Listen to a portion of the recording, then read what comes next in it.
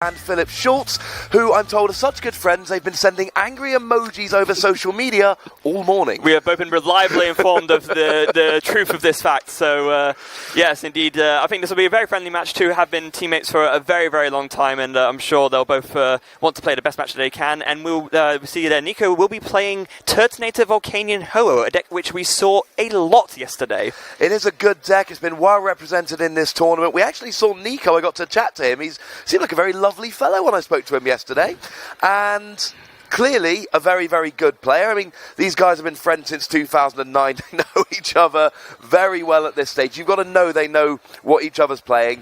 Philip is playing Drampa Garbodor. Now, we saw him on stream yesterday, and we remarked how this is a standard format deck, which has just had a few changes made and then just been thrown straight into the expanded format. I think an interesting thing to note about these two players' accomplishments, we saw that Nico Alabas last year, he was actually the bubble for the top 22 in Europe, finishing 23rd, just missing out on that day 2 invite for the World Championships. Philip, on the other hand, first in the entire world on championship points. An incredible accomplishment. Oh yeah, that is absolutely ridiculous. To have more championship points than literally any other player in the entire world, of the thousands of people that are competing, is just frankly ridiculous. So when we say that Philip is a good player, that's not us kind of hyping him up on stream. That's just us repeating the facts. But we are off now. Nico starts Turtonator, Philip starts Trubbish. Indeed they do. So Philip will be going first. They're starting off with an Ultra Ball. Looks like he's going to be discarding a Field Blower and a Drampa, and just no hesitation there, going straight for the Tapu Lele.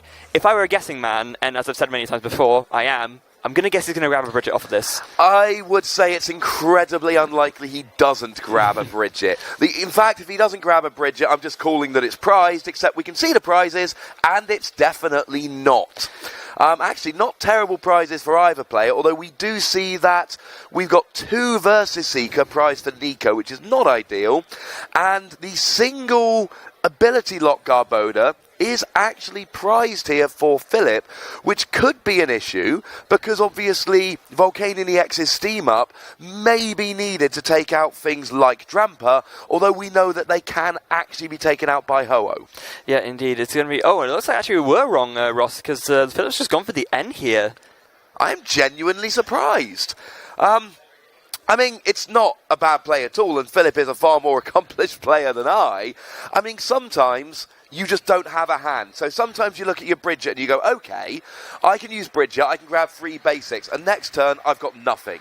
No energy, no supporter, and this is the one thing that I find a lot. You can Bridget, but you've got no follow-up supporter next turn. So if your opponent doesn't end you and you don't draw a supporter, you don't actually have anything to do next turn. So sometimes, even though you desperately want to bridge it, you know that doing so leaves you short of options the following turn, and other than being prized, that is another reason why you would forego the turn 1 bridge it. Yeah, a good setup can sometimes be made completely redundant if you don't have a follow-up play to make the most of that good setup you just achieved. So, yeah, in this instance, obviously Philip deciding that the N was the better play, but he was able to see a Trubbish off of that, which is great for him, so he's put that on the bench, but that is all he was able to do, as now it's go over to Nico for his first turn, and he also finding an Ultra Ball. However, he certainly won't be going for a Bridget, because, as we've seen, this deck doesn't really play only EXs, only GXs rather. It plays some EXs as well. And Bridget, if you use grab an EX with Bridget, you can only grab 1.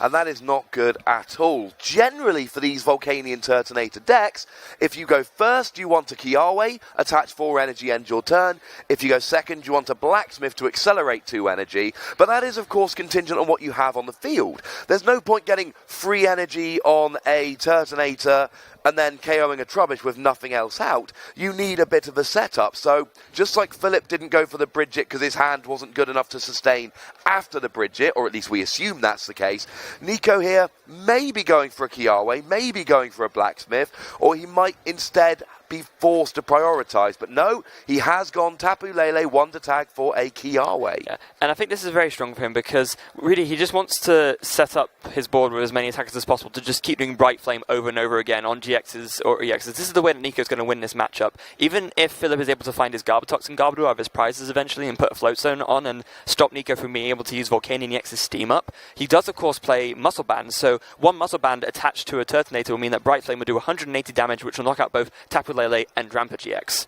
That is an excellent point here. And, I mean, to be perfectly honest, Nico here, I mean, you know he wants a Ho-Oh. You want to get those 4 energy onto a Ho-Oh. The ability to just hit a flat 180 regardless of anything else, that is absolutely crucial. That is what everybody wants here.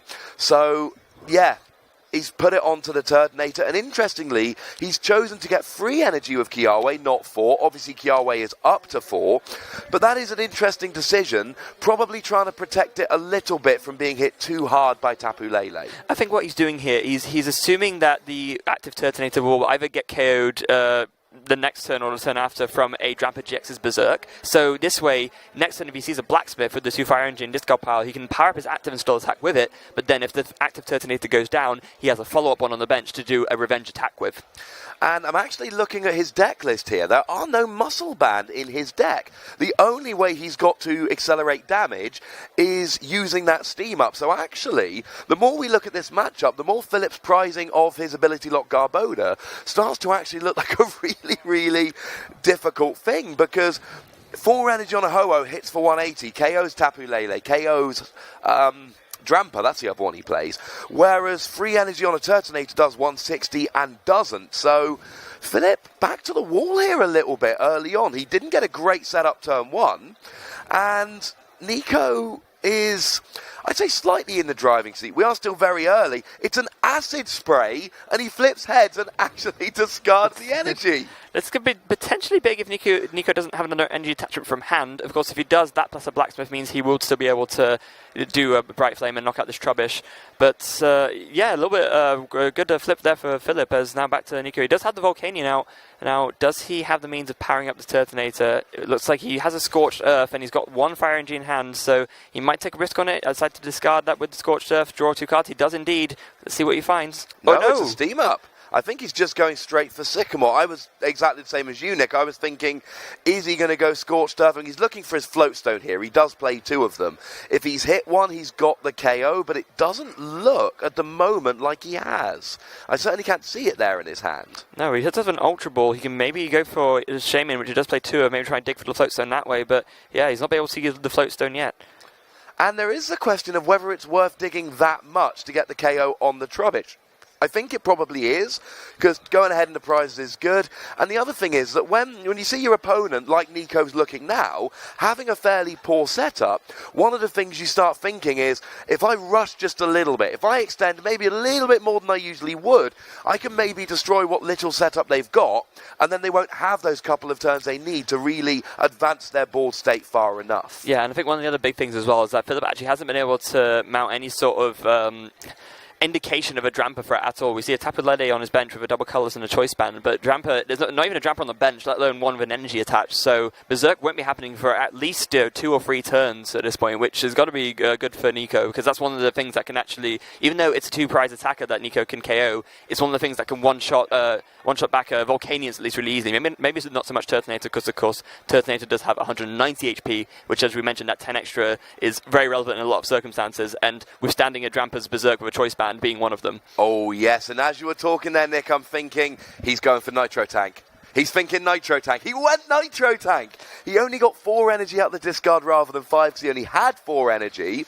But he ended up in a position now where he's like, I've got nothing. I've got 1 you know what? I'm just going to Nitro Tank. It's fine. I'll live with it. And actually, now you look at Nico's setup, and that Nitro Tank, although I don't think it was really the attack he desperately wanted. 3 energy on a Turtonator, 3 energy on a Ho-Oh, and 2 energy on a Turtonator. He's got 8 energy on the field. He's basically got 3 attackers ready to roll. And Philip needs something quickly here, or he is going to be overrun. Yeah, absolutely. That Ho-Oh, of course, also having 190 HP, so also not really something that Philip can easily deal with Drampa. So it looks like he's going to have to sort of mainly focus his attacking efforts on with Seismitoad, Garbodor, and Tapu Lele. But of course, Toad falls victim to Ho-Oh's Sacred Fire. Is it Sacred Fire the second attack? Or I get the attack names mixed up sometimes. Oh, I'm sure we'll be fine, Nick. Let's call it Sacred Heart. Phoenix Bird. Yeah, that's it. So Phoenix Bird. Doing 180, and that just KOs the Seismitoad in one shot anay. So yeah, a bit of a tough spot for Philip. And we saw that yesterday. These fire decks, in theory, they should be really weak to Seismitoad, because they're all oh no, wait, they're not all weak to water. And not only is Ho-Oh not weak to water, as if that wasn't annoying enough, they can also just do a flat 180 and KO Seismitoad. And we saw this on stream yesterday. Seismitoad was not that much help. Ho-Oh really has put these fire decks into a much better position.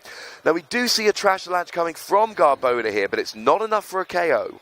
No, indeed it isn't. So now back to Nico, as long as he finds one more energy, he could just retreat this active Turtonator and just preserve it from being knocked out next turn and bring out something else. Or he could just decide to, I'm happy for this to go down, I'll just Shell Trap again, or just attach one energy extra and then just Bright Flame to deal with this Garbodor. Now, the one unfortunate thing for Nico is that we've seen some lists opt to play Acerola with these sort of fire-based decks, but Nico has opted to not play that, so that isn't an option for him that to just maybe just pick up that Turtonator and deny those prizes entirely.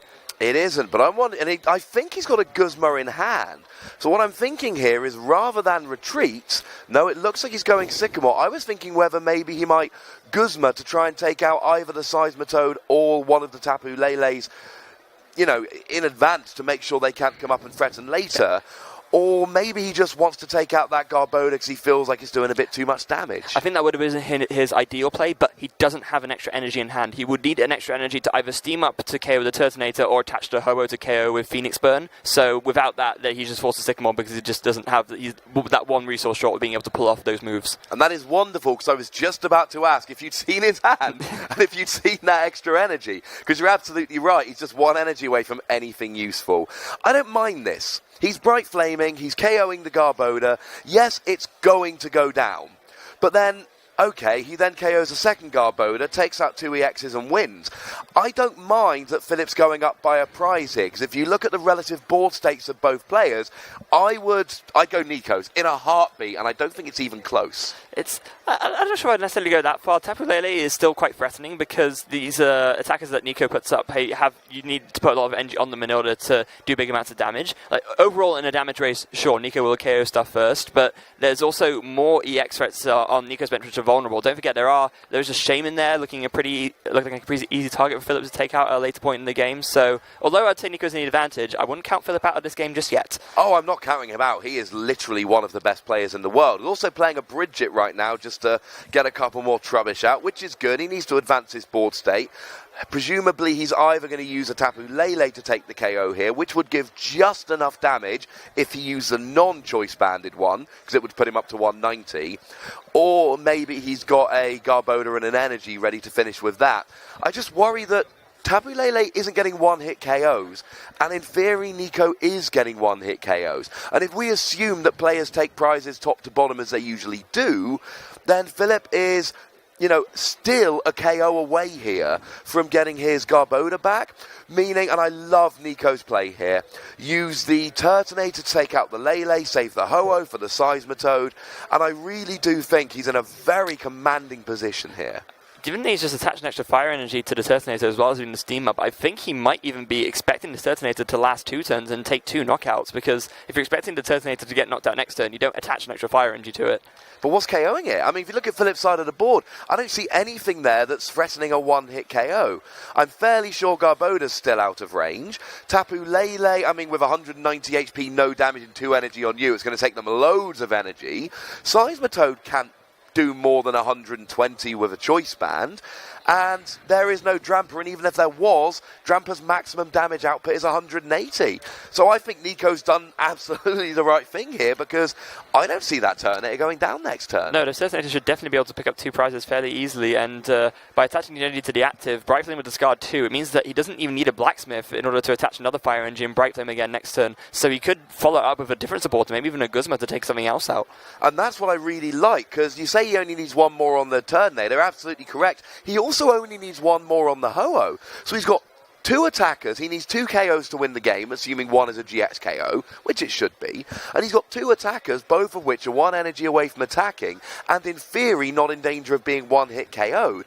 So he's doing that thing that the good players do so well. And we actually saw Philip do beautifully on stream yesterday, setting up multiple attackers, so even if you get end, don't really care. And there's no one target your opponent can KO to really wreck your setup, because you've always got something in the back ready to come in. Yeah, and to me, Ross, this really just shows, once again, a great example of just why this Turtonator deck has done so well, why it's so popular, the amount of power that it packs in such a small package, and and just what it does, doing not that much, but outpouring just tons of damage that your opponent has to deal with. It makes it, hands down, one of the best decks in Expanded for me, and this is being demonstrated right here.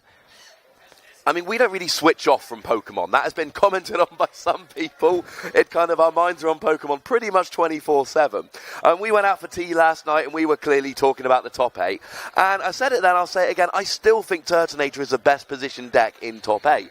I think one of the Turtonator players, if I had to guess, and I am, like you, Nick, a guessing man, I think one of the Turtonator decks is going to win here. I think we're going to see Turtonator crowned as champion in this matchup. I think Mark Lutz and his Night March are a threat, but I still think Turtonator's the way to go. Yeah. Meanwhile, back to the game, we do see from Philip's side the power draw card of Expanded. Colress going to be able to net Philip a really nice 8 cards, giving him lots of work. It looks like he's drawn a lot of supporters, though. I can't even see what they are, but I'm seeing a lot of orange bars of text. He's got a Teammates, he's got a Guzma, he's got a Versus Seeker. He's got... Now, I really want to know how much damage this is doing. I'm fairly sure it's not a KO, because it did 130, if I remember, last time, and that must have been with a choice band, because otherwise it would have been an even amount of damage. So that would have been saying, 5 items? So, I mean, unless there's 10 items in the discard, it's not going to be a KO. No, all right. So, it's still just 5 items in the discard doing 100 damage. So now, Nico's just thinking 1 energy KO Garbodor, 1 energy on Ho-Oh, and if he's got a Blacksmith this turn... No. Oh, okay. This is a very interesting play here. We might be going Guzma. He is going for Guzma. And once again, I just want to really draw attention to the point that this is one of the other strengths of the Turtonator deck. How much work has Nico been able to put in without playing that many items and not falling prey to Trash Avalanche? Even after all of that stuff that he did, the Trash Avalanche was still only doing 100 damage. And now, even with this extra Versus Seeker, it's only doing 120. So the Garbodor isn't even a revenge threat to this Ho-Oh now. Really not, and that is wonderful here. Now, Phoenix Burn cannot be used the following turn, so Nico will need something like a Guzma next turn, or he could even just... I mean, again, if he's got an energy, he's fine. Now, if Seismitoad comes up, he would need 2 energy, 1 for Steam Up and 1 for Turtonator. But as it stands at the moment, and we do see a Tapu Lele coming down off a rescue stretcher here, might this be a time to play an N, put Nico down to a single card hand? This is why I was thinking Turtonator the previous turn. If you KO with Turtonator, without using the Guzma, then you go down to 2 prizes, and an N is a little bit less punishing. It is. I think what Nico was thinking is that he wanted to put himself in a board state where, as long as he KOs something, then he gets to win next turn. He wanted to just get his 2 prizes out of the way so that, in theory, he could just deal with anything in the active next turn and win no matter if Philip promotes, and stop giving Philip that extra turn to maybe get another knockout in response. But this end is definitely going to hurt a lot. Nico will need to see Fire Energy from this, or some kind of draw supporter. Granted, he does play a lot of Fire Energy, so the odds are in his favour. Oh yeah, he plays 17 basic Fire Energy, which is a lot. That's how many Fire Energy we were playing when we were children and didn't understand the rules of the game.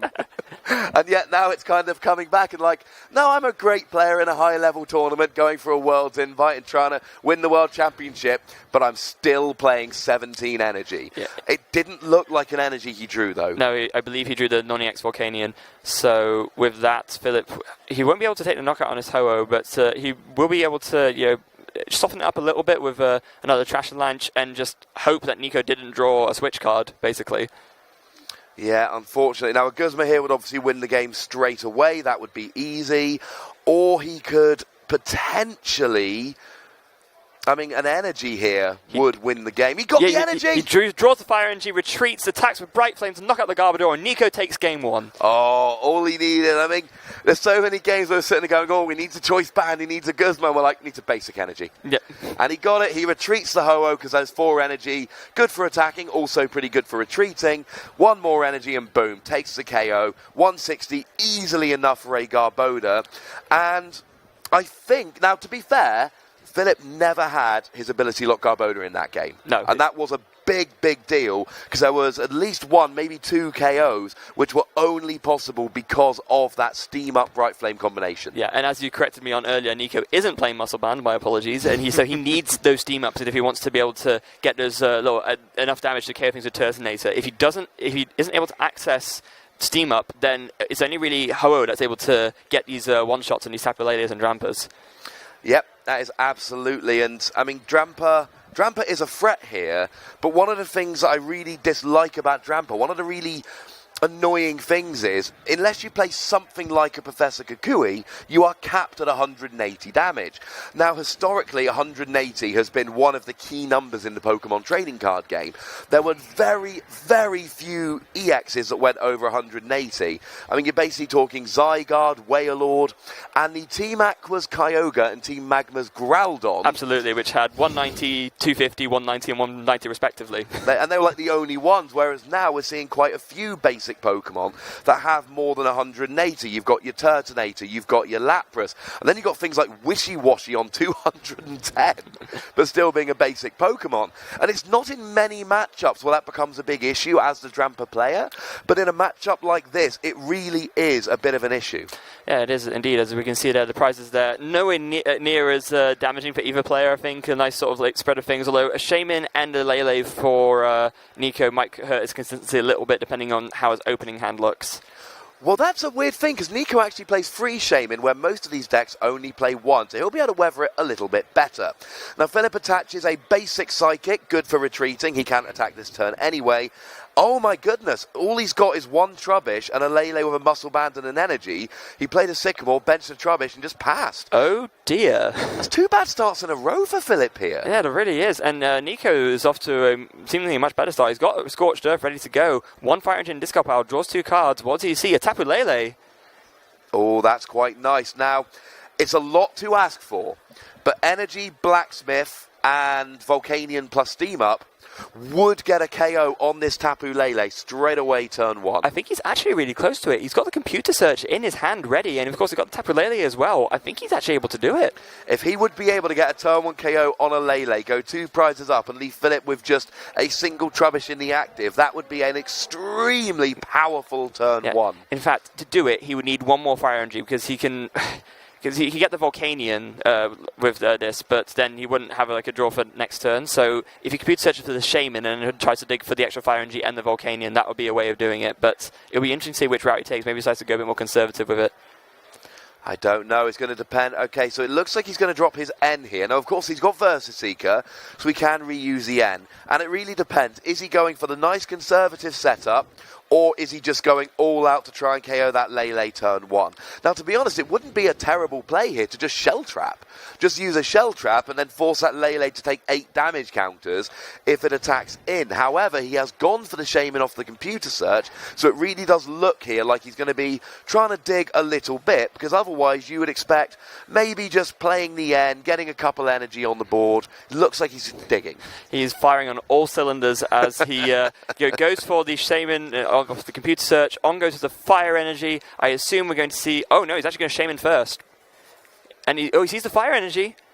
Flowstone, Sacred Earth, Scorched Earth, Blacksmith, but I don't think he doesn't have the Volcanion. No, that's the last missing bit he needed, and sadly he missed it, so he will not be able to get the KO this turn.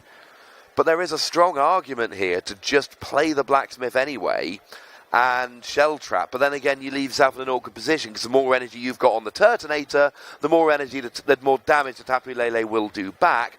Looks like he's going Kiawe here, almost certainly to the bench Turtonator, and I don't think anyone can argue with this play. No. Although again, probably wishes it was a Ho-Oh. Probably, but at the same time, it makes so much sense to do this. Given that you saw your opponent had a really slow start, you can just think, right, I can kind of abuse this. I can just afford to take more time than I usually would. Obviously Philip hasn't got that much to work with, so why not just use a turn to just attach a bunch of Fire Energy to my bench. Next turn, I can maybe use a blacksmith, because I think he drew one off the shaman actually, so next turn he can just blacksmith anyway, and then he should be able to find everything he needs to get a knockout in this Lele. As now Philip benches another Trubbish, evolves his other Trubbish into a Garbodor, plays down a Potown, and then double colors on the active, and he actually does have enough for an energy drive.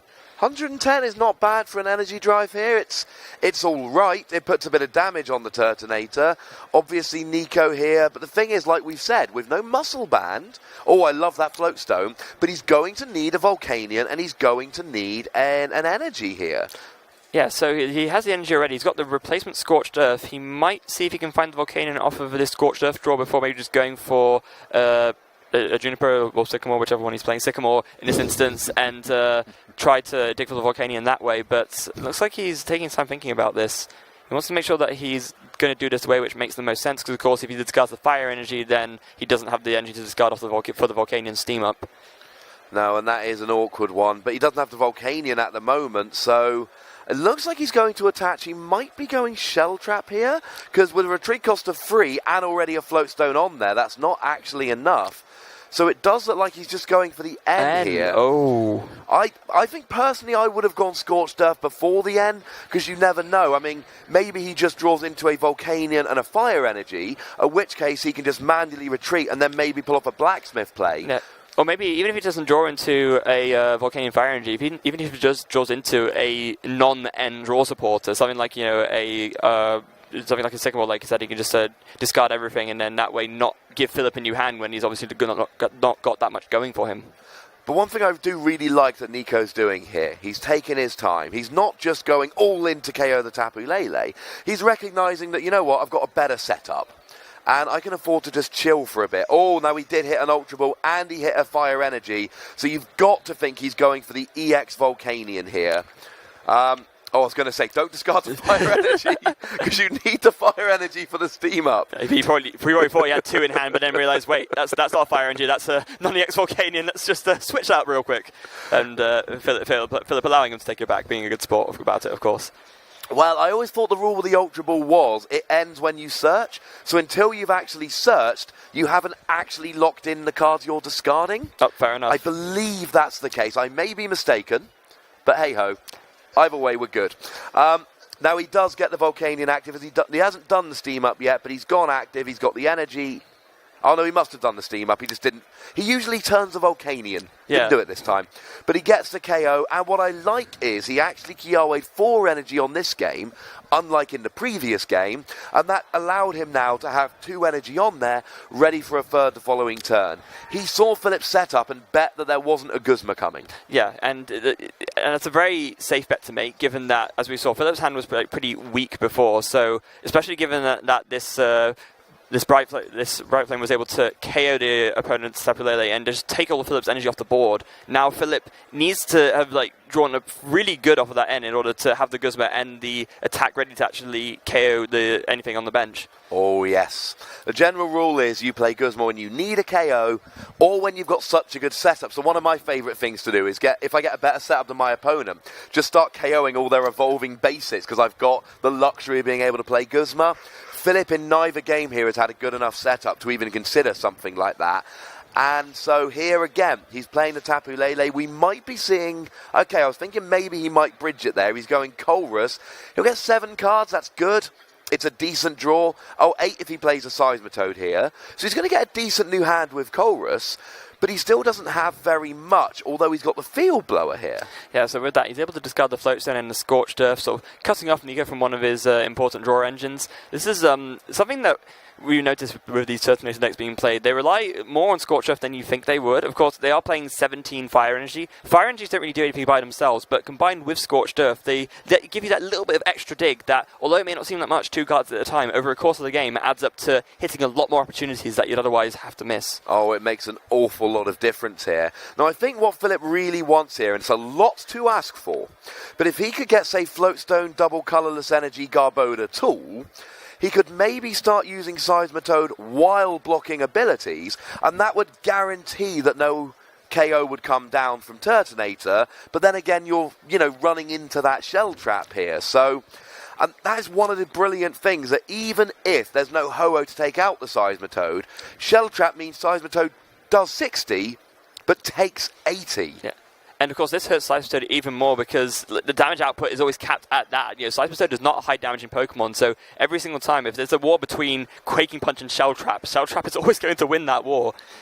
And that's a really annoying thing because even with a choice band, because of the 100 and, you're only actually doing 120 with Quaking Punch, so it's going to take 2 hits to KO, during which time you take the 80, they hit you, you take the other 80, and you get KO'd at the same time, except you've lost your double colourless and your choice band and, one of your weapons, and your opponent's just been, just chilling with Shell Trap. Yeah, and you can tell Philip was really agonising over this. He knows that, granted, Nico did Bright Flame last turn, so there's no Shell Trap damage going on this time, but Philip knows that there wasn't the ideal draw that he saw off of that end there. He would have really liked to. He saw the Floatstone, but he didn't see the double colourless, so he wasn't able to do that nice bit of damage with. He would have been able to 120 to the Turtonator actually with a choice band because of the weakness, so that would have been pretty good for him. But as it stands, no, instead there's just another Blacksmith coming from Nico's side, and now he's just going to be able to deal with this Garbodor. Another Bright Flame will mean that Garbodor hits the discard pile, and Nico's going to take a hefty prize lead already.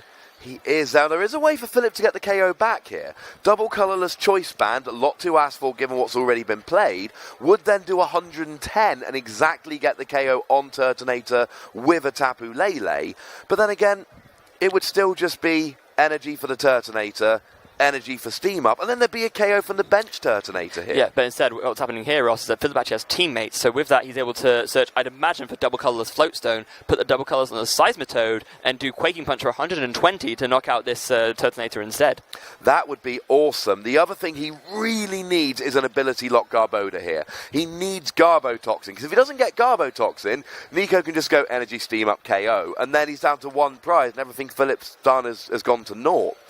There is, and it's awkward with the damage already on there because, of course, not only will Quaking Punch KO the first Turtonator, it will also KO the second. But we saw how much of an advantage Nico gained with that early game Nitro Tank game 1. And I'm wondering if maybe he could do that this game as well. But he doesn't really have a Turtonator he can afford to Nitro Tank with. No, he doesn't. And as we see there, Philip was able to indeed get the Floatstone plus the Garbotoxin, Garbodor, plus the double colourless, able to do Quaking Punch for 120, knocking out the Turtonator. And on the point you just made, Ross, I think actually if Nico's going to Nitro Tank any turn, he might even consider doing it now. It would mean sacrificing the Turtonator in the active, but at the same time it means that the Ho would then be ready to go for next turn, then it could knock out the Seismitoad, and at that point Philip doesn't have as much left to respond with. That's what I'm thinking. I'm looking at Philip and going, alright, he took the first KO on the Turtonator, there's 2 prizes. He's going to be able to KO the second Turtonator with a Lele or a Seismitoad. He's got options. Fine, 4 prizes. But where did the last 2 come from? Maybe a Guzma onto a Shaman with a Trashalatch Garbodor, but we saw how long it took for Nico to play enough items in the previous game. So as it stands, I still like Nico's position here, even if that second Turtonator goes down, especially if he's got a Ho-Oh with which to respond. Yeah, and we saw he actually had a Fire Energy in hand before playing a Sycamore, opted to attach it to the bench Ho-Oh instead of the Turtonator, pretty much assuming that he wasn't going to see the Field Blower Fire Energy combo to do Steam Up for the knockout. And yeah, indeed, we'll be going for the Nitro Tank now, so I imagine we'll see 2 of these go onto the Ho-Oh and probably 3 onto the Volcanion EX, because, I mean, Nico knows that this Turtonator in the active is going to go down, so there is no point in attaching energy to it. No, not at all. And again, here, Philip, okay, he's going up by a prize. He's going down to 2 prizes remaining. But we get back to the whole board state argument. Philip is going to lose that Seismitoad. If Seismitoad just KOs Turtonator, Ho-Oh comes up, Phoenix Burn for 180, easy KO, nice and simple. And then he can just potentially retreat and take a KO with Volcanion. Although, you said about finding the Field Blower. Nico is only playing a single Field Blower. Has he already used it? I don't believe so. He may have discarded it, though. Yeah, because if he has, then obviously he knew that he wouldn't be able to get the combo, which is why... Oh, we should be able to see it now. See, I'm looking, I don't see it. No, okay. I think it was so unlikely he didn't want to be relying on it. Yeah, absolutely. And we see that, but there weren't a huge amount of items in there either. So again, it goes back to what you were saying about board state, Ross. Even if Philip is able to mount a counter-attack with the Trashalatch Garbodor, it just won't be doing enough to deal with the Ho-Oh or the Volcanion. And that's so awkward. And this is one of the frustrations of being the Garbodor player. Sometimes you're just sitting there just going, please, just play some items. I need to do some damage. And then Nico's just like, nope, sorry, no chance. But the attack, and I know and we do get the KO here with Quaking Punch, as expected. But that attachment to Ho is actually really big, because it meant that the Nitro tank worked out perfectly to get 2 energy on the Ho-Oh, putting it up to 4, 3 energy on the Vol, and that's what he needs, because it will take a double steam up to get a KO on a Tapu Lele. So I love this play from Nico here. Yeah, not only that, so now he has the second Volcanion down. Philip probably thinking, oh, maybe I can Guzma or Lysander that up at a later point to, maybe buy himself some turns, but no, because Nico had the Blacksmith ready to put 2 Fire Energy on it, stopping that strategy entirely, and then Phoenix Burn knocks out the Seismitoad, putting Nico down to 1 prize left, and now Philip has, looks to be an Ultra Ball, he gets a Trash Launch Garbodor, but it's still not enough for a KO. And I don't think he can attack. Is it enough for the Choice Band? Oh, he has the Guzma. He's got the Guzma, Okay. which will KO the Shaman with the Choice Band.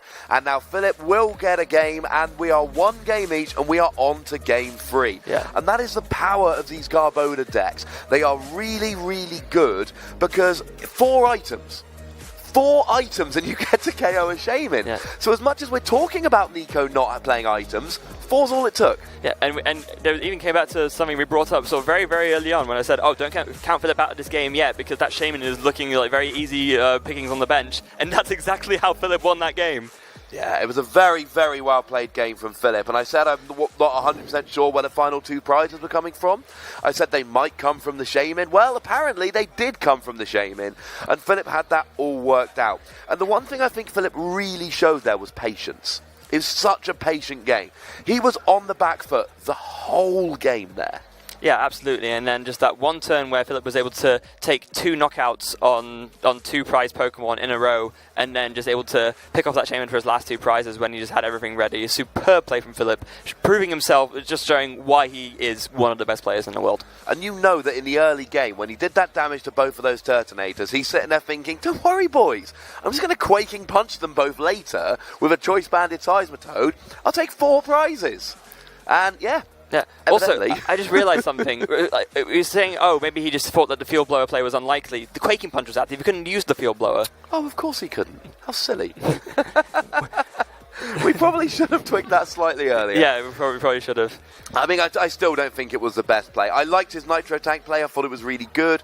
I liked the way that he set up beautifully. He got the energy on all of his Pokemon. Even down to, on that final turn, all of his Pokemon essentially had 1 or 0 retreat when you took into account how much energy was on them. Yeah. Oh, some potentially ugly prizes for both players here. It seems like there's a Field Blower. Oh, no, hold on. So I thought that Nico had prized 1 Field Blower. No, it's that Philip has prized his Field Blower, but Nico has prized 1 Blacksmith, 1 Kiawe, and his Computer Search. Little bit awkward, and Philip's prized 2 Versus Seeker, which is a little bit awkward, but nothing terrible here, and here's what I like. He got the Ho-Oh turn 1. Oh, but he doesn't get Kiawe. This is one of those things like we were talking about in the previous game. He could totally Kiawe here. He totally could, but I think Nico, he opened with a hand of all Pokemon. Like, he's just filled up his entire bench going first on turn 1, and he didn't even use a Bridget. Nope. And if he had used a Kiawe there, his hand would have been Fire Energy, Fire Energy. That's not a good hand. No, that's really not what you want to do. And so instead, 1 Fire Energy goes on to deactivate for Nico, and that's a pretty good turn 1, I'm not going to lie. Maybe we would have liked a couple more energy, but in terms of the attacking setup, it's pretty good. I mean, if he can get himself a couple of turns here, he can just manually attach to the Ho-Oh, pull off a couple of Power Heats. He's got a Sycamore in hand. He could Blacksmith, but I think, to be honest here, just Power Heater to get those energy back. Philip is not KOing Volcanion this turn. Maybe he can Berserk for 150 next turn, but that's not a huge worry at the moment as he plays a Sycamore to get a Juniper to get a new hand. So I think Power Heater for a couple of turns could be just a great start for Nico. Also, don't discount the Volcanion second attack. We've mentioned a couple of times already. Steam Artillery. Perhaps when the deck is played in Standard, you never really get to use it as much because it's much slower to power up. But with Blacksmiths and Steam Ups, Steam Artillery is doing a lot of damage for a non-EX Pokemon. All it takes is 2 Steam Ups to do 160, 3 to do 190, and at that point you're carrying some pretty big things. It's a shame that Nico isn't playing Muscle Band, because if Muscle Band is available with 2 Steam Ups and a Muscle Band, you actually do 180. You can actually one-shot this Dramper, but Nico doesn't have enough Volcanion EXs to do that now, given that he's already filled up his bench. He has. Now, Philip has had a cracking start to this game. It's much better. He still hasn't played a turn 1 bridge yet, which has got to be annoying. But he's got his Trubbish and he's got the Potown down. When he evolves that Trubbish into a Garbodor with Potown out, he's going to take 3 damage counters. He's already got the double colourless on the Drampa. He's already got the Choice Band on the Drampa. So 1 energy next turn, and he could be doing 150. That's enough to KO the Volcanion. Or maybe even play something like... Oh, it's a Big Wheel GX, Nick. It is a Big Wheel GX. So shuffling his hand into his deck, drawing 10 brand new cards. And you know what, Ross? I think Big Wheel GX is actually even better in Expanded than it is in Standard, because people are much less likely to be able to access N in the early turns, given that they tend to play lower counts of it, and maybe lower counts of Tapu Lele. So normally people are relying on no Shaman, or maybe Versus Seekers to reuse ends in the late game, but stopping an early Big Wheel is actually a little bit harder in Expanded. And Nico has got a full bench, so if he's going to play an N, he better have the N in hand. I love the Big Wheel here from Philip. He knew that Righteous Edge for 20 was just not really doing anything relevant, and this could be... Philip has not had an explosive start in either of the games so far, and I really do think this could be the game where he actually pulls it off. And if Game 3's the first one you do it, good time. Yeah. And then not only, you're saying first of all, it would be a really... If they wanted to end, Nico better have it in hand. But of course, if Nico does have it in hand and then plays it, then that means that he's forced to play that N instead of maybe like a Blacksmith, which of course he'd much rather play a lot of the time. So no matter what it does against Nico, it's pretty much a good result for Philip either way. And yeah, we see there is the Blacksmith, so Philip is going to get to keep that 10-card hand. And as you very rightly said, Ross, I would be very surprised if we didn't see an extremely explosive turn next turn. I mean, with looking at his hand, he's got Ultra Ball, he's got Computer Search, he's got a Chorus to follow it up. I mean, so we do see a Power Heater here for... I was going to say, there's no way that does 60. It's either 50 or 80. So he does get the Power Heater there for 80, gets the energy, and now he's starting to build up that energy. And we saw Game 1, the early Nitro Tank GX did a lot of work for Nico, along with the early Kiawe. He didn't have that Game 2, and Philip really punished him in the late game by taking out those Turtonators and taking 2 prizes when Nico had to stop for a Nitro Tank GX. So now, I mean, the big question, I'm a little bit excited to find out the answer. What is Philip going to do with his 10-card hand? Probably, I imagine the answer will be a lot. Apparently, one of the answers is he's going to use the Tapu Lele to find himself a Guzma. And this is what I was starting to say before I got really excited by the Big Wheel GX. As long as he's got a Float Stone for his Garbodor, and he probably will, I mean, if he can get a Garbodor blocking abilities and a Float Stone, then he can play Guzma, bring up either a Volcanion or a Lele, then retreat the newly minted Garbodor with the Float Stone, which we're assuming he's going to have, and then attach an energy to Drampa, get 2 prizes early game, and then whereas we've been so used to seeing Nico with the early pressure, Philip is going to turn it right back round again. And my prediction of Turtonator winning the tournament... starting to look a little bit thinner here. Yeah, but perhaps. We do see there he's gone for the Ultra Ball. He's going to grab himself a Seismitoad EX off of that. He did have all the cards in hand to do that combo with the Garbotoxin and everything else he wanted to, but it looks like instead he's just going to attach a Psychic to it, then going to go for the Guzma. There it is, bringing up the Trubbish, and up comes what looks to be... what is that? Oh, the Ho-Oh. The Ho-Oh is a big threat to Seismitoad. And there goes an Acid Spray, but it is a Tails. So far more conservative turn than we were expecting, but... And actually, Ross, that is a huge deal, because now Nico all he needs is an energy attachment and a Blacksmith, and the Ho-Oh would actually be powered up. If Philip was able to get a Heads, then Nico doing that same combo would only at maximum be able to do a Sacred Fire this turn, not the full 180. Or, I mean, he could do Steam Ups as well, I guess, but it's... he's gone for the Sycamore anyway. But he is going to get the KO with Sacred Fire here. He will be doing, at the moment, 110 with Sacred Fire with the couple of Steam Ups, so that's pretty nice. He won't be able to because he's already attached an energy for turn and played as supporter, so he can't attach any extra energy this turn. But he has got the double Steam Up going, and he will be able to retreat into the Volcanion, do Power Heater, still get the KO, and get 2 more energy in play. And this is a wonderful play from Nico. Sorry, I completely miscounted the energy on Ho-Oh then, which was very silly. Power Heater here will do 80 because of those 2 Steam Ups. And now, I mean, that flip was inconsequential in the end as it happened. That Acid Spray flip did very little, and Philip went slightly more conservative there. Might be that he just didn't have, even after all those 10, but I think it's Seismitoad time here. And I think this could slow the game down enough for Philip to get far more set up. Yeah, so here comes Seismitoad. He's got the computer search ready in hand, so he'll be able to use that to find himself the double colours and sort of at least guarantee the Quaking Punch, maybe try and slow Nico down a little bit, because right now, again, he is just firing off on all cylinders, and there's the computer search. Opting to discard looks to be like a Juniper and a Rainbow Energy, and then I imagine after that, he'll probably be looking to play that Colress. Yeah, I mean, Colress will grab him 8 new cards here. The only other thing he's got in his hands is a Choice Band, which he wants to save for later on in the game, lest a Field Blower come down and get rid of it. So, again, he's got the Quaking Punch here. He'll be doing 60. And again, those numbers we were talking about yesterday, huge difference between 120 and 130. 2 Quaking Punches will not KO a Volcanion. And here's the thing. Maybe Nico just uses the next couple of turns to do a couple of power heaters, maybe play a blacksmith, get set up enough that by the time that Volcanion does go down, it's kind of all over. Yeah, this Colress is going to get the game 8 cards there, so he's going to be able to find something else, maybe just make sure that he has something to follow up with. He has got the Float Stone, but I don't think he was able to find the Garbotoxin, sadly. That's a little bit of an unfortunate draw for him. Maybe he would have expected him to find it given how much he's getting there, but no, it looks like Nico, again, is going to have access to even more steam ups, and this really isn't what Philip wants to see, because there it is, already is making a huge impact in the amount that this amount of damage that this Volcanion can do. Well, does he have a blacksmith? Because what I was thinking here is if he can just free... Oh, no, he's already got it with Turtonator. Yep. I'm sitting here thinking about Ho-Oh. He doesn't need Ho-Oh. 1 steam up, and now he can do this, get the KO with the Turtonator, take 2 prizes, and once again...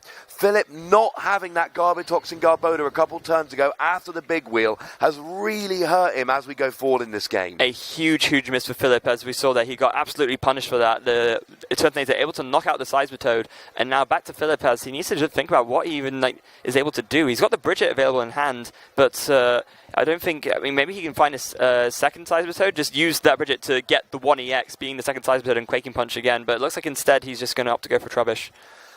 Yep, I mean, getting set up here is good, but I'm still looking at it and I'm thinking, Drampa doesn't one-hit KO Turtonator. And Turtonator here with a Blacksmith will be straight back to doing 160, 190 with a single steam up.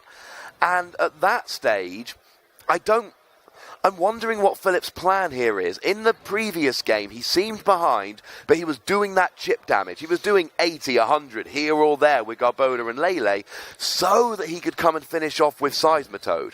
But here now, Seismitoad has gone down so quickly, hasn't taken any prizes, and...